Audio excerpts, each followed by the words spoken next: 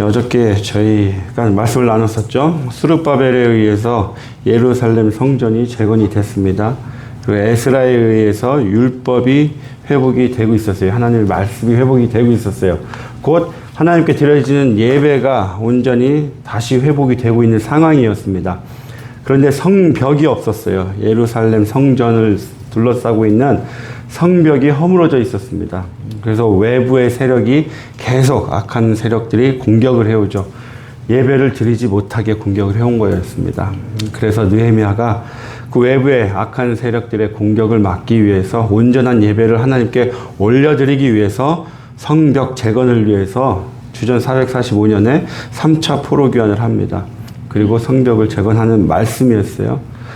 네, 어저께 나눴던 말씀입니다. 말씀의 성벽 재건의 시작은 하나님의 나라의 소망을 둘 때 시작합니다. 기도를 할 때 시작합니다. 회개로부터 시작합니다. 오늘은 아닥사스다 왕이 이제 바벨론에 있다가 수산성으로 날이 봄이 되자 돌아왔습니다. 그게 니산월이에요. 3월과 4월을 얘기합니다. 왕 앞에 포도주가 있기로 아닥사스다 왕이 수산성으로 봄이 되어서 돌아오자 잔치를 벌인 거예요. 왕비와 왕후도 모셔다가 놓고 큰 잔치를 벌입니다. 그 잔치에 포도주를 왕에게 드립니다. 그때 내가 왕 앞에서 수심이 없었더니 2절 왕이 내게 이르시되 내가 병이 없거늘 어찌하여 얼굴에 수심이 있느냐. 네, 무서운 말씀인 거예요. 이 당시에는 왕이 절대적인 권력을 가지고 있었어요. 그래서 왕 앞에 함부로 나올 수도 없었고요. 왕 앞에서 얼굴을 이렇게 찌푸리거나 인상 쓰거나 그러면 왕이 바로 그 자리에서 죽일 수도 있었습니다. 무서운 시대였어요. 여기 계시는 분들 얼굴 이 상태면 다 죽어요. 웃으셔야 돼요. 왕 앞에서 이 모습으로 나가면 큰일 납니다. 네. 이 실제로 에스더서를 보잖아요. 이때가 아하수에로 왕이었죠. 그 아버지 때. 왕후 에스더가 뜰에 선 것을 본 중 매우 사랑스러움으로 손에 잡았던 금지팡이, 금막대기를 내밉니다. 왕 앞에 나타났을 때 왕이 허락을 하지 않았는데 나타났다. 죽는 거예요. 그래서 금규를 내민 자들은 살 수도 있습니다. 그래서 에스더가 그 금규를 잡죠. 그러니까 지금 이 당시에는 어마어마한 권력을 가지고 있었어요, 왕들이. 그런데 왕 앞에서 지금 얼굴이 수심이 가득합니다. 우리가 어제 나눴던 말씀처럼 예루살렘이 황폐하여지고 능욕을 받다 보니까 느헤미야의 얼굴에는 지금 4개월, 5개월이 지났음에도 계속 예루살렘을 위해서 기도하고 있던 거예요. 그래서 얼굴에 수심이 있었습니다. 그 얼굴을 보고 왕이 얘기한 거죠. 그때 크게 두려워합니다. 왜요? 죽을 수 있으니까 이제 죽을 수 있는 상황이 된 거예요. 그래서 크게 두려워합니다. 여러분, 실제로 저희 태국에 제가 한번 갔었는데 태국에 가서 뉴스를 틀었습니다. 그런데 왕이 있잖아요. 태국에 국왕. 근데 국왕한테 나아갈 때요. 무릎을 다 꿇어요. 무릎을 꿇고 무릎으로 기어서 갑니다. 그리고 올 때도 무릎을 꿇고 뒤로 와요. 마치 옛날 왕한테 가듯이. 아직도 태국이 그런 모습을 하고 있더라고요. 그런데 우리 조국 북쪽에도 그렇죠. 거기는 얼굴만 함부로 얼굴이 있는 거는 절대 건들 수도 없습니다. 신문도 못 건들고 함부로 못 해요. 우리가 사진을 찍어도 우리가 중앙에 있으면 안 돼요. 그 사람의 얼굴이 중앙에 나와야 돼요. 예전에 왕과 같이 사는 나라가 있습니다. 아직도. 그런데 우리가 우리 주님 앞에 섰을 때 그러한 큰 두려움이 없을까요? 이사야, 다니엘도 주님 앞에 임재했을 때, 주님께서 임재했을 때 다리를 후두르 떨었죠. 크게 두려워합니다. 우리도 주님 앞에 설 때 두려워할 수도 있고 담대하게 나갈 수도 있어요. 어떻게 하면 담대하게 나갈 수 있느냐? 요한일서에 나옵니다. 이로써 사랑이 우리에게 온전히 이루어진 것은 우리로 심판날에 담대함을 가지게 하려 함이니 주께서 그러하심과 같이 우리도 이 세상에서 그러하리라. 사랑 안에 두려움이 없고 온전한 사랑이 두려움을 내쫓나니 두려움에는 형벌이 있음이라. 두려워하는 자는 사랑 안에서 온전히 이루지 못하였느니라. 우리가 주님 앞에 온전히 나아가기 위해서는요. 주님을 사랑해야 되고요. 형제를 사랑해야 돼요. 그러한 사랑이 없이 주님 앞에 나갈 때는 형벌이 있다고 말씀하고 있습니다. 그건 하나님 사랑하시고 형제 사랑하시기 바라요. 그럴 때 저희는 담대하게 나갈 수 있습니다. 그러한 사랑이 저와 여러분 안에 가득하시길 소망합니다. 네, 왕께 대답합니다. 지금 위급한 상황인 거예요. 만약에 느헤미야가 대답을 잘못하면 죽어요. 지금 대답을 해야 돼요. 근데 대답을 합니다. 왕은 만세수를 하옵소서. 내 조상들의 묘실이 있는 성읍이 이제까지 황폐하고 성문이 불태싸우니 내가 어쩔 그래 수심이 없사오리까. 지금 대답을 아주 지혜롭게 하는 거예요. 그러니까 지금 포로로 3세대, 4세대로 있잖아요. 그러니까 이 바사 지역과 바벨론 지역의 문화를 너무나 잘 아는 거예요. 이 바사 지역 페르시아 사람들은요, 자기 조상들에 대해서는 철저히 지켰어요. 마치 우리 한국에 보면은 유교 보면 제사 안 지내면 큰일 나는 줄 알잖아요. 조상들 묘에 가서 묘 잘 정리 안 하면 큰일 나는 줄 알잖아요. 그런 거예요. 묘실, 조상들의 묘실 얘기를 하면은, 아, 그래, 관리해야지. 불탔어? 황폐해졌어? 관리해야지. 괜찮아. 용서가 되는 거예요. 그래서 묘실 얘기를 합니다. 그랬더니 왕이 얘기하는 거예요. 그래, 무엇을 원하느냐?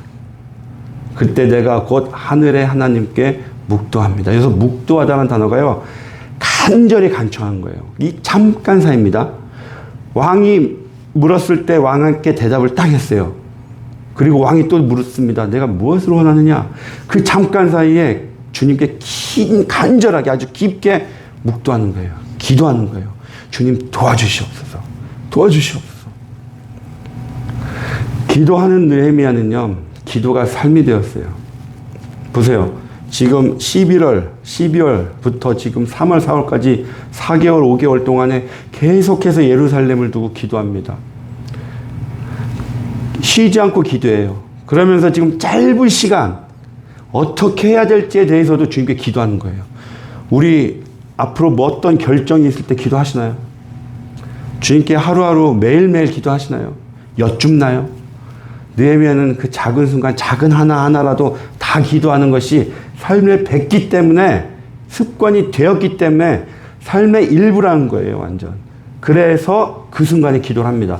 그런데요, 우리가 기도가 없는 삶은 내가 주인인 삶인 거예요.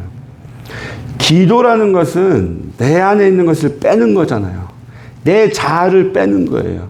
내 안에 있는 선하지 못한 것들, 내 생각들, 내가 지금까지 경험했던 내 지식들, 이 모든 것을 빼는 게 기도잖아요. 그런데 이 빼지 않는다는 거예요. 기도를 안 하는 것은. 그럼 여전히 내 안에 있는 내 생각, 내 경험들을 가지고 내가 살아가겠다. 그거 얘기를 한 거예요. 그래서 기도가 없는 자는 내 생각, 내 경험, 내 지식으로 살아가는 거예요. 내가 주인 된 거죠. 그래서 반드시 기도하시기 바라요. 어떤 결정, 작은 일 하나에도, 오늘 하루 살아가는 동안에도 작은 일 하나도 주님께 묻기 바라요. 주님께 계속 교통하시기 바라요. 그럴 때요, 우리가 죄를 짓지 않습니다. 주님과 계속 교통하잖아요. 주님 말씀 묵상하잖아요, 종일. 그러면 죄가 제 안에 들어올 수가 없어요. 주님과 계속 교통하기 때문에. 주님이 여러분의 삶의 주인 되시기 바랍니다. 실제로 누가복음 18장에 보면 예수님께서 말씀하세요. 너희들은 항상 기도하고 낙심하지 마라. 이 말씀은 무슨 뜻이냐면, 우리가 이 세상을 살아가는 동안에 낙심할 일이 계속 생긴다는 거예요. 낙심할 일이 계속 생기니까 기도해. 그러면 낙심하지 않아. 왜요? 우리가 기도를 하고 결정을 하잖아요. 그러면 낙심하지 않습니다. 기도를 하고 행동을 했어요. 그런데 이게 저의 뜻대로 안 됐어요. 그러면 그건 무슨 뜻이에요? 하나님의 뜻이에요. 아, 지금은 때가 아니구나. 주님의 뜻이구나. 낙심이 되겠어요? 내 뜻이 아닌데? 하나님의 뜻인데? 받아들이게 되죠. 낙심하지 않습니다. 그래서 작은 일 하나에도 주님께 여쭤보시기 바라요. 기도하고 나아가시기 바랍니다. 그러면 주님께서 우리의 길을 인도해 주십니다. 왕께서 아뢰되 왕이 만일 좋게 여기시고 종이 왕의 목전에서 은혜를 얻었사오면 나를 유다 땅 나의 조상들의 묘실이 있는 성읍에 보내어 그 성을 건축하게 하옵소서. 여기서요, 성읍이 어디겠어요? 예루살렘이죠.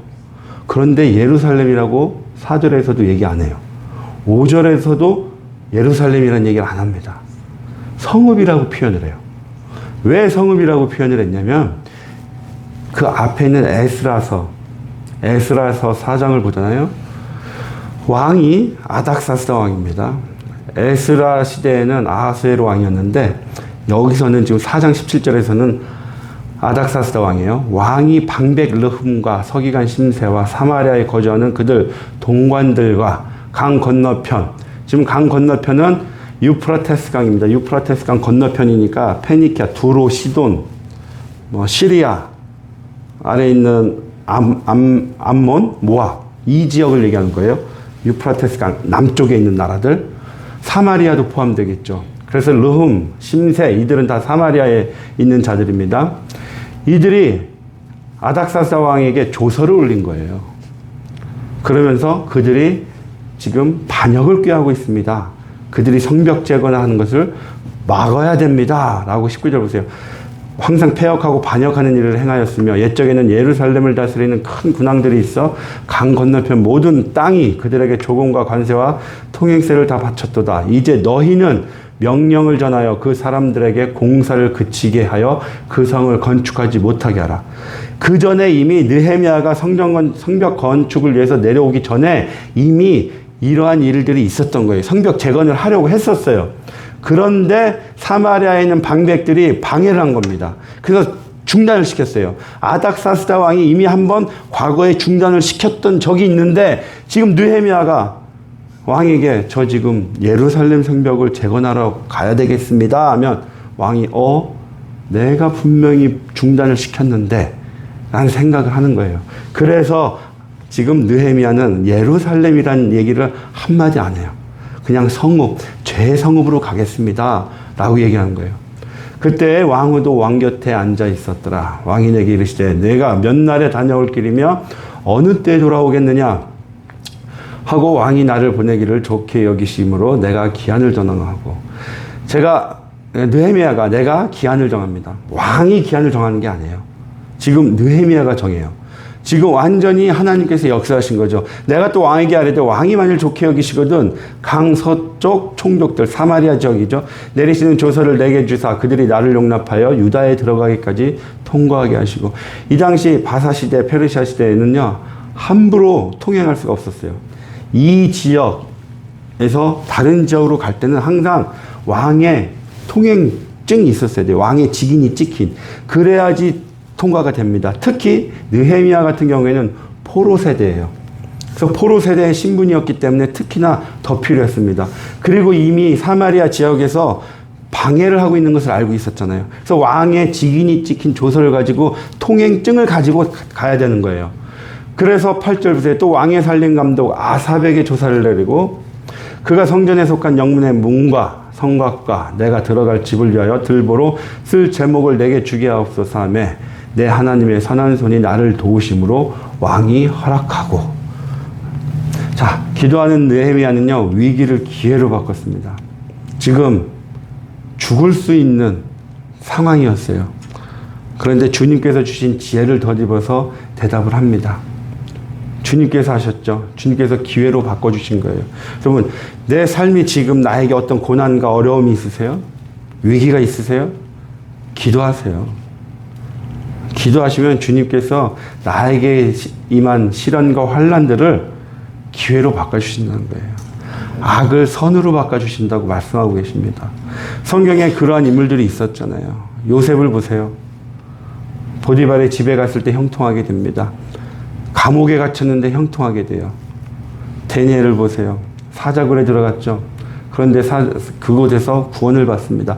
그러나 다니엘을 참소했던 자들은 오히려 그들이 다 죽임을 당해요. 형통함을 받습니다. 우리가 어떠한 상황 속에서도 악한 영들이 우리를 참소할 수 있어요. 우리를 위기로 내몰 수도 있습니다. 그러나 기도하는 자는요, 하나님께서 바꿔주세요. 기도하는 자는 보이지 않는 세상이 움직입니다. 9절 볼까요? 군대 장관과 마병을 보내어 나와 함께 하시기로 내가 강 서쪽에 있는 총독들에게 이르러 왕의 조서를 전하였더니 10절 호론 사람 산발락과 종이었던 암몬 사람 도비아가 이스라엘 자손을 흥왕하게 하려는 사람이 왔다함을 듣고 심히 근심하더라. 악한 영들이 두려워합니다, 여러분. 기도하는 자가 나아가잖아요. 기도하는 자가 어디를 가잖아요. 그 지역에 있는, 그 자리에 있는 악한 영들은 두려워합니다. 우리로 말미암아, 여러분 안에 있는 예수 그리스도로 말미암아 그들은 두려워해요. 믿으시기 바랍니다. 그 길이 바로 형통케 하는 길이란 거예요. 악한 영들이 두려워하기 때문에. 그래서 열왕기하 6장 보세요. 아람 군들이 엘리사를 잡으러 오죠. 그때 대답하여 두려워하지 말라. 사환이 밖에 나갔는데 많은 군사들이 도단성을 에워싸고 있어요. 우리와 함께한 자가 그들과 함께한 자보다 많으니라. 기도하여 말합니다. 여호와여 원하건대 사환의 눈을 열어서 보게 하옵소서 하니 여호와께서 그 청년의 눈을 여심해 그가 보니 불말과 불병거가 산에 가득하여 엘리사를 들렀더라. 불말과 불병거가 여러분을 두르시길 소망합니다. 수많은 천군 천사가 여러분을 둘러덮기를 소망합니다. 그럴 때 악한 영들이 여러분을 두려워해요. 이기시길 소망합니다. 예. 내가 예루살렘에 이르러 머무른 지 사흘 만에 드디어 움직입니다. 사흘 동안 무엇을 했겠어요? 기도를 했겠죠. 내 하나님께서 예루살렘을 위해 무엇을 할 것인지 내 마음에 주신 것을 내가 아무에게도 말하지 아니하고 일어나 몇몇 사람과 함께 나갈 때 내가 탄 짐승에는 다른 짐승이 없더라. 3일 동안 열심히 기도합니다. 이 3일 안에 주신 게 아니라 그 전부터 계속 삶의 기도였기 때문에 기도하면서 하나님께서 주셨어요. 예루살렘에 가서 무엇을 해야 될지를. 기도를 할 때 주님께서는 우리가 무엇을 해야 될지 사명을 주십니다. 깨달을 수 있어요, 여러분. 주님께서 우리를 이 땅에, 이곳에, 이 자리에 보내신 뜻과 목적이 있어요. 그것이 우리의 사명입니다. 그 사명을 따라 살아가야 돼요. 그럴 때 우리가 주님 앞에 섰을 때 담대하게 나갈 수 있습니다. 우리의 사명을 알 수 있는 건 기도예요. 기도로 주님과 교통하시기 바랍니다. 말씀 가운데 저희에게 분명히 주실 거예요. 말씀으로 우리가 어떻게 살아야 될지, 어떤 사명을 가지고 이 땅 가운데 살아가야 될지 주님께서 우리에게 분명히 깨우쳐 주십니다. 그 말씀에 귀 기울이시는 아침이 되시길 소망합니다. 그 사명을 깨달으시는 하루가 되시길 소망합니다. 예, 기도 드리시겠습니다. 하나님 아버지, 저희들 기도하는 자가 되게 하여 주시옵소서. 기도가 우리의 삶이 될 수 있도록 인도해 주시옵소서. 기도를 통해서 우리 안에 있는 선하지 못한 모든 것들이 주님께 올려지는 역사가 일어날 수 있도록 축복하여 주시옵소서. 그로 인하여 우리에게 새 영이 부어지는 귀한 축복의 자리가 될 수 있도록 주님 인도하여 주시옵소서. 이 기도의 자리가 얼마나 소중한 자리인지, 이 기도의 자리가 주님께서 저희를 얼마나 기뻐하시는 자리인지 저희들 깨닫게 하여 주시옵소서. 주님, 이 시간 저희들 어떻게 살아가야 될지 그 사명을 주시옵소서. 사명을 내려주시옵소서. 그 말씀 앞에 저희들 온전히 아멘으로 순종하겠나이다. 그 사명을 따라 살아가는 존재 될 수 있도록 역사하여 주시옵소서. 감사드리며 예수님의 이름으로 기도드렸습니다. 아멘.